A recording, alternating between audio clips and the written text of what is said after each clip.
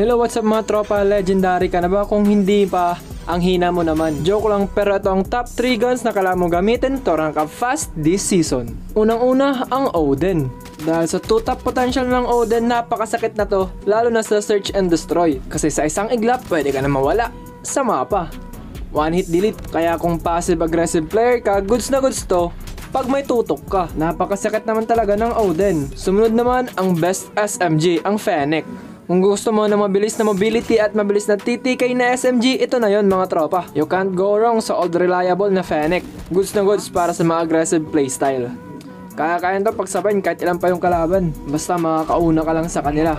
Ang sumunod naman sa Fennec, ang meta for 3 seasons na mga tropa, syempre, ang BP50. Baka may magsabi ko, Ace, na nerf na yan. Anong nerf? Basta BP50, ito na yon mga tropa. Sure na sure, ipapanalo ka nito. Hindi ka ipapahiya. In-adjust ko lang ang mga attachments nito para makasabay this season. Kaya kung gusto nyo pa ng tips, tricks, and attachments, don't forget to like, comment, and follow mga tropa. Yun lang, bye-bye. Ingat sa bagyo, love you.